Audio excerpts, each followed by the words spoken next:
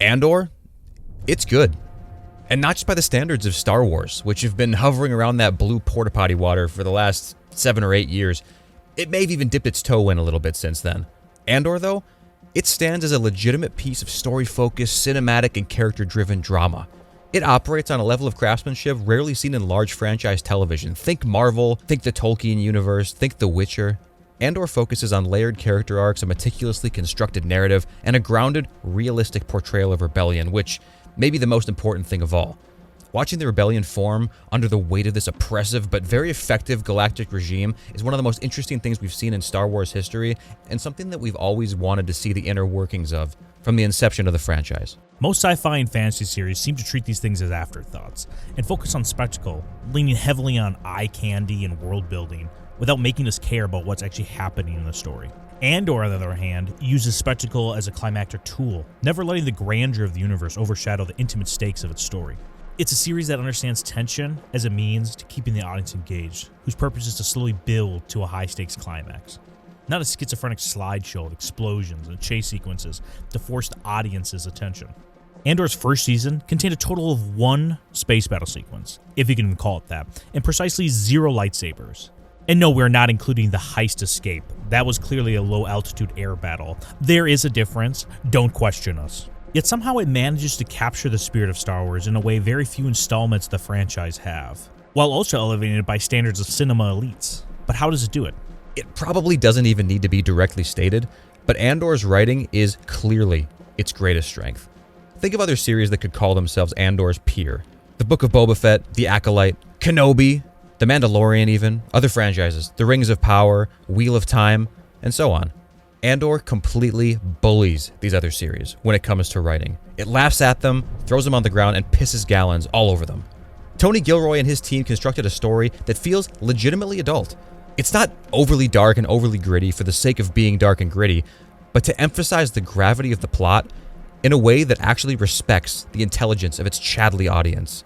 Characters are allowed to be complex, and they're allowed to be inconsistent. They're driven by fear, they're driven by self-interest, and we get to see their values and ideals slowly erode and morph over time. It's not baked into the cake.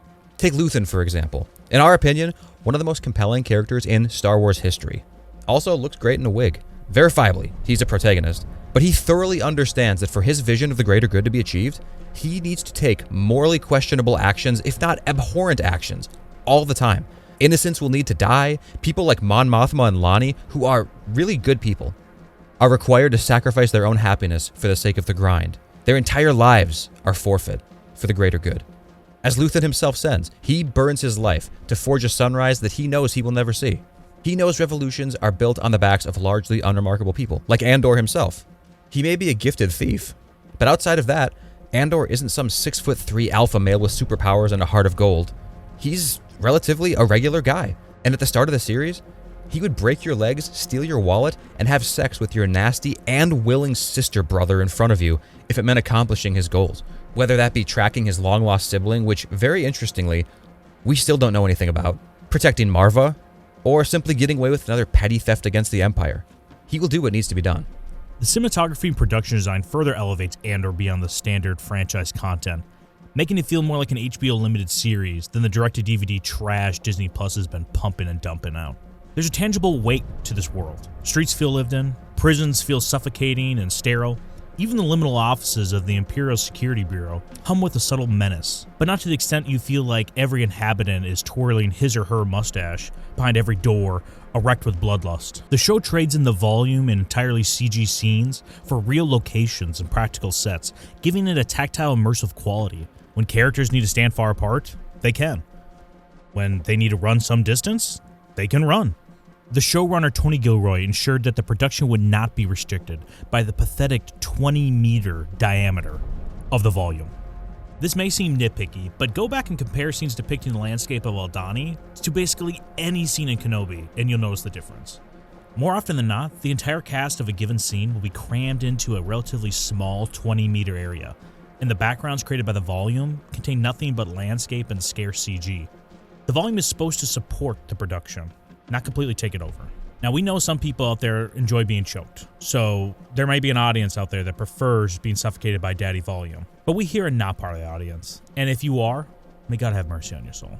The depth of Andor honestly can't be overstated, especially considering that it is bogged down inherently by its tether to the larger Star Wars universe under Disney. Andor manages to balance the scale of show and tell perfectly, especially compared to its peers.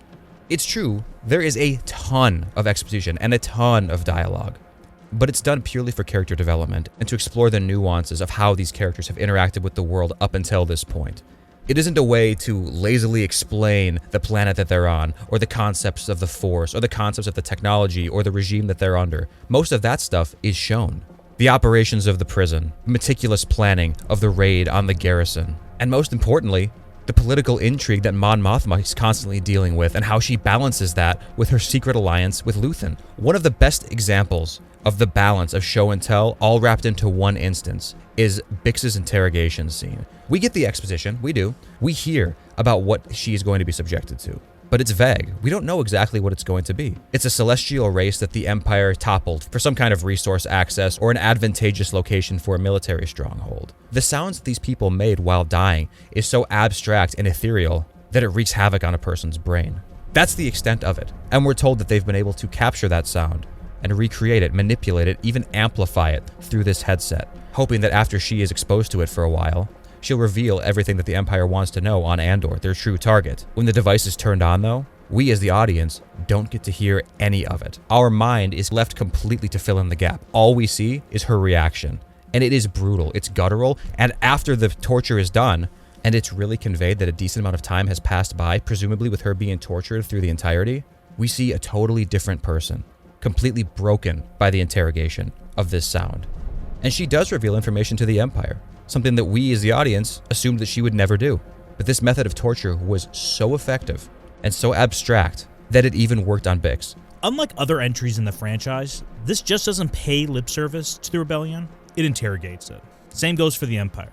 It explores the bureaucracy of oppression, the moral trade-offs of resistance, and the paranoia that festers in these underground movements. We see Luthen and Saw Gerrera strategize on how to address and attack issues that are in front of them. We hear and even get name drops of other sub-factions in the rebellion, each having their own motivation, military strategy, and lengths they will go to overthrow the Empire. An aspect that hasn't been addressed on screen. From the original trilogy, all we've known is a united rebellion, and now we're learning how it became a unified alliance.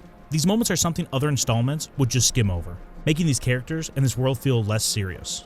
Luthen's monologue about sacrifice, Deidre's savage corporate ascent through the Imperial ranks, and Kino Loy's tragic realization that he's basically spent his entire life enforcing his own imprisonment, only to be set free by his own volition to die. It's a beautiful moment. It's one of the biggest gut punches in all of Star Wars history. And that, like many other moments in this show, don't just stand as great Star Wars moments. They're some of the best moments in modern TV, period. Andor is what happens when you treat a sci-fi universe with the same narrative rigor as prestige drama. And the result is a show that not only surpasses its franchise peers, but stands relatively shoulder to shoulder with many of the best 21st century dramas. Is it the best show of the 21st century? No, it's not. Is it the best Star Wars show ever made? Yes, you bet your sweet little juicy ass it is.